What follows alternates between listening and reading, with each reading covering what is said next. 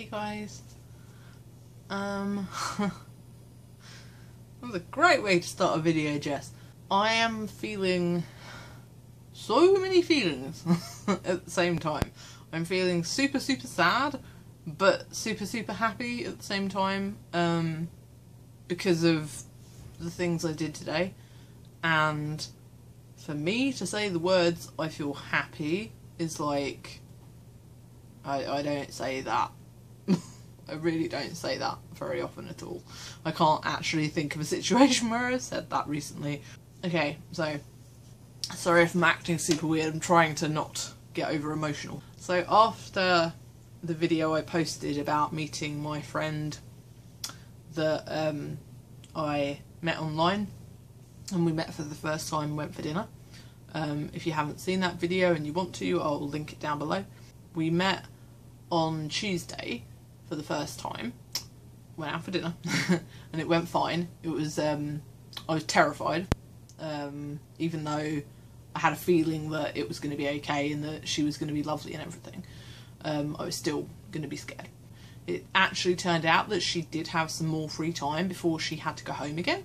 We decided that we were going to meet for coffee just on our own, and it's so it's so funny because I still don't even do that with friends here.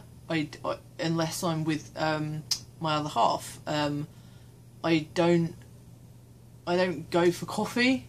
I just go to people's houses, or they come to my house. So that's still quite a big deal. But I really wanted to spend some more time with her, because I had this thing, you know, like I said in the video, like I felt like I didn't get to speak to her for long enough, and I just, you know, I don't know, I just get these feelings about people, and I was like, I really want to just talk for longer and just try and, you know, get to know her a little bit face to face. When will I learn to put my phone on airplane mode before I start recording? I just got a phone call in the middle of what I was saying, so I have no fucking idea what I was saying. I don't really know where to pick up from. I'm just going to have to start telling the story of today, because I honestly can't remember what I was saying, and I know I was in the moment of what I was saying, and that's why I got really annoyed when the phone rang, and I was like, oh god, I'm never going to remember like what path I was going down with my thoughts. Never mind. We set up a meeting at a coffee place that's not far from my house, because I kind of said, oh, you know, if we meet kind of not far from my house, like maybe you could come over and like meet my cats and stuff. Because you know, we both have cats, and yeah, we're both cat people, and she's seen my pictures of my cats online and stuff. I know it might sound weird if you're not like a cat person. So or you know, just come and see where I live, whatever. So we planned to meet in the afternoon. I was nervous last night when we were setting it up. You know, of course I'm still gonna feel anxious about this kind of stuff, especially as I realised as I was sitting there today that I don't do that. I don't meet people for coffee. And I'm only laughing because it's funny to me that I didn't realise until it was happening. Just like with the restaurant, you know? Like, I mean, I guess that's a really good sign. You know, in some random way, this is a good sign. That I'm doing things without actually thinking about them as much. But last night I was definitely very nervous. I had a really bad sleep because, you know, I was just nervous and anxious about it. And, you know, catastrophizing and stuff, and I was like, even though I was clearly a lot calmer than I was before going for dinner, so I was 70% less anxious, because I'd, you know, obviously already met her on the Tuesday, but I was still anxious. God, I keep forgetting what I'm saying. So I got up and just happened to be feeling really shit. Probably due to the lack of sleep and the stress and everything. I don't know. I like I said, I wasn't as anxious, but I was still anxious enough to be, you know, like taking deep breaths and stuff and using my ice pack a bit, and, you know, not talking myself into going, because I was like, I want to do this, like, I really want to do this. This is something I really want to do, and god damn it, I'm going to do it. So, and I'm so glad I did. When I do these things, though, I still don't know how I do them. Like, that's going to sound... I always feel like I'm saying, that sounds stupid, like, about what I'm saying. I know I say that a lot, but that's because I really do think it sounds stupid. And I've forgotten what I was saying again. Wow. Today is just... all day I've been forgetting things. It's horrible. It turned out I was putting myself into a situation that I'm also not familiar with anymore. Going for coffee with a friend. And with somebody that I, you know, had only met one time. Yeah, it's going to sound lame, but if I see, like, I'm always in the coffee shop by myself, so I see a lot of friends go there together and meet up and have a coffee, and I do look at them and I do feel a little pang and think, oh, you know, that's the kind of thing I want to be able to do, because, you know, it's going for coffee with a friend. It's like one of the most basic social activities you can do, and, you know, it would be nice to be able to do it without it being a thing. You know, an anxiety-provoking thing. So this was actually another really good chance for an exposure and to practice what I've learned, you know, through DBT and all my therapy and stuff. And yeah, I'm not gonna lie, it wasn't actually all smooth sailing. I actually felt almost panicky at certain points during our conversation, and there didn't seem to be anything specific that was like bringing it up, like a subject or anything. It was just, I kept getting this kind of that awful feeling where you're a bit I can't think of the word, disjointed isn't the right word, but I felt like I wasn't really quite there, you know, like really ungrounded. I know there's a word, I just can't think of it. I'm probably going to write it here because I'll remember it by the time I edit this. I didn't actually let on or anything, because in the past I have done that, and I've said, like, to people I'm with, I'm like, oh, I don't feel very well, I feel like I might have a panic attack, blah blah blah, you know, and that actually tends to make things worse sometimes, because, you know, just bringing attention to it, not that I'm saying you shouldn't, if you feel like you want to bring attention to it and, you know, just let someone know you're not feeling too great. I do that constantly with my, you know, with my other half. I will, you know, not constantly anymore. I do tell him less. I try and see if I can handle it myself first. I hope it didn't show. She didn't say anything, so I think I dealt with it. But yeah, so that was kind of, it pisses me off that I still feel that way. Even when I feel comfortable with someone and I'm having a good time. That's the worst part, is that I can feel panic and anxiety whilst I'm having a good time. You think that those are sensations that you would feel during, you know, bad times, when you're feeling bad, but of course that's why this is called a disorder, because you're feeling it at the wrong moments. So I don't know why I'm telling you this part of the story, but anyway, my point was that I did feel panicky at points, like properly panicky, and I don't feel panicky all that often, as in maybe once or twice a week I'll feel like, you know, I'll have that thought, oh, I'm gonna have a panic attack. But luckily enough, my therapy that I had for my panic disorder seemed to really help enough for me to stop thinking that, you know, 24/7. So this week's there's been a lot higher rate of me thinking that, so hopefully it's just the extra stress, and, you know, that'll be that. It was so bloody awesome. And I'm not sure if she'll ever see this video, because I'm not actually sure if she watches this channel, but that's also why I'm not saying her name, because I'm like, I don't want to give away someone's, like, if someone wants to be anonymous or anything.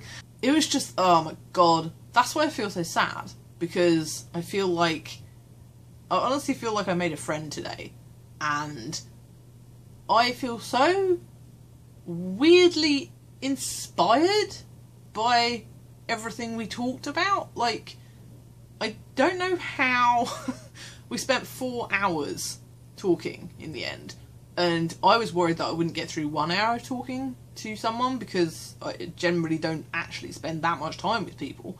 So 4 hours, I was like, wow, this is like how it used to be. I used to be able to talk until the cows came home, you know? That means a long time. Just in case that's another British saying, till the cows come home. It just means you can talk for a very long time. So I used to be able to talk to certain friends just for, I mean, entire evenings. So it was super awesome to, you know, just meet this person, and it was like, not like they come out of nowhere, because we do have an online friendship, but, you know, they were visiting the city and we met up, and it was just like, oh my god, like, I have this friend in front of me and I'm talking to them and I'm doing something normal. I know I hate the word normal, but I have to use it sometimes. We talked about a fuck ton of different stuff. But she's actually, I feel, a lot more focused than I am thought-wise. So she was able to actually keep the conversation from derailing too much, because I'm so scattered with my thinking and my conversations, they just go all over the place. So I can be having like 10 different ideas of conversations at the same time. So it was really, really nice to be with someone who actually had some control over their thoughts. And also, because I forget things all the time, and I'll go, what was I saying? And I tell you, 9 times out of 10, the person who I'm with will go, oh, I don't know. And she would remember. She would know what I was saying. And I was like, oh, you're like magic. It was so funny. It was so amazing. I was like, wow. I really miss having a good memory. I really miss it. And I really want to know why my memory is so terrible now. If I left in all the footage of me staring blankly into the air, trying to remember what I was talking about, all my videos would be about an hour long. I'm not even kidding. I just stop talking and go... It pisses me off. It's so hard for me to make new friends in person. Like, online, I feel like you have a lot more opportunities to make friends quite fast. Sometimes, if you find people with similar interests, you know. But in actual, real, everyday life, in person, it's super fucking hard to make friends. Especially if you're not working. Especially if you have some kind of mental health problem that stops you from going out and socialising or joining clubs or whatever it is you're supposed to do as an adult to make friends. I mean, what the fuck? Seriously, what do you do? So... the reason I'm sad is that she doesn't live here. That's the reason I'm sad.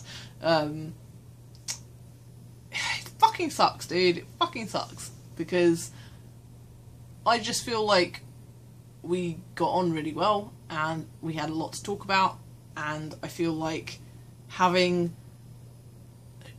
her kind of personality around was so positive. This is a first for me. This entire thing has been a whole series of firsts, you know, and this is the downside to meeting someone who you only know online, is that they have to go home. I had a really good time, I had really good conversation, and I feel like I don't know, she just managed to inspire me. And I can't really go into the kind of subjects, but just overall kind of like life inspiration. I feel like I want to make a really long list of things that I want to achieve and do, and yeah, she's given me this sense of I want to get on with things, and even with what I've got, like with my health problems and even during therapy and things, I want to start doing things even during this stuff, because honestly, I feel like I've been living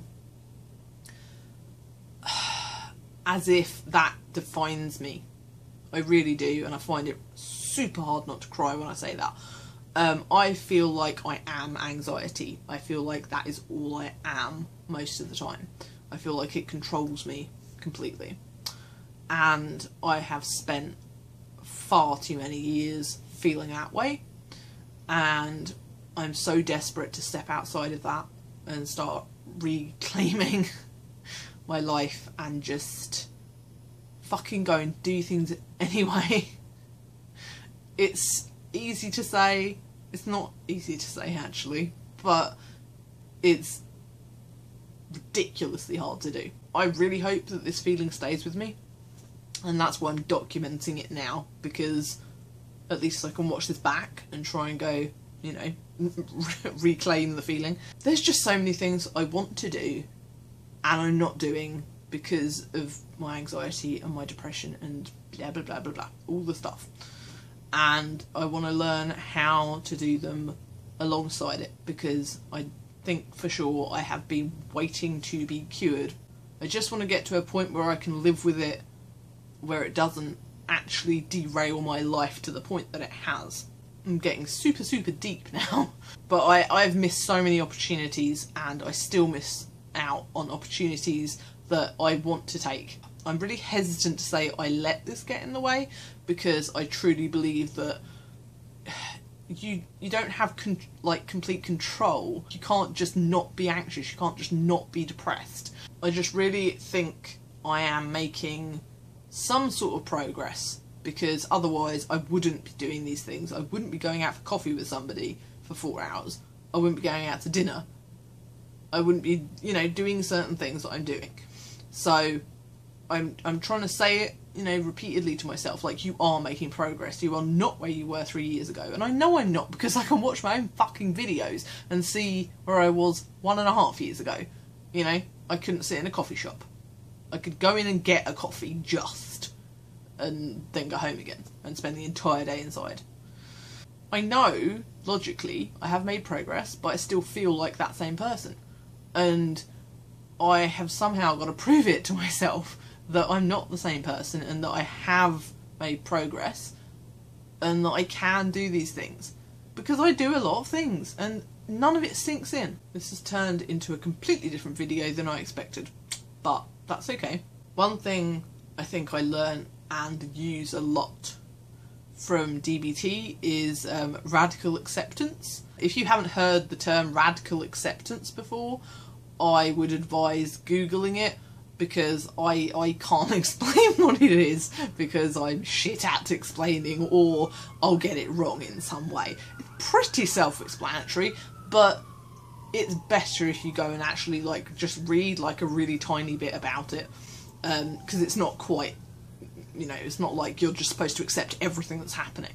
It's more like trying to learn to live with small irritations that make you like go off the scale with anger or whatever, whereas someone else might just feel like 10% irritated and you'll feel like 90% irritated. So it's about trying to, you know, notice when that's happening, notice when you're at like a 90, and kind of look at the situation and just radically accept the situation as much as you can. This might just bring you down to a 60, but it's better than a 90, you know, of anger. So, you know, you're on the streetcar, you're on a bus, and you're stuck in traffic, and you're like, why the fuck am I not moving? I want to get home, I feel like shit, oh my god, oh my god, oh my god. And all you're doing is winding yourself up.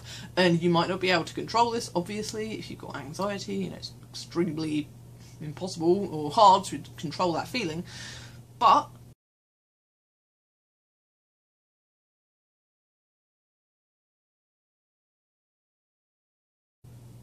you are kind of torturing yourself if you're getting caught up in that thinking. And I can't believe I'm saying this, because I feel like I wouldn't believe me if I was watching this.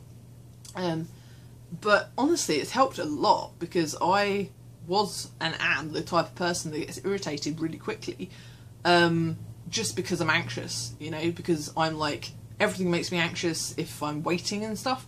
So it's helped a lot. Radical acceptance has helped a lot with that, because I can think to myself, let's just look at the situation. Let's just look at it for a minute. We're on a bus, and it's not going to stay here forever. you're going to be home when you're going to be home.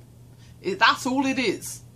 It's literally just looking at the facts and the situation, and it might not even help you, and in which case you go and use another technique. But for me, it actually really helps to look at the facts and just go, okay, right now in this moment I'm feeling really shit and panicky and anxious, and I want to throw up and I want to cry and I want to throw things at people, but I can also appreciate the fact that this feeling, this intensity, is not going to last forever.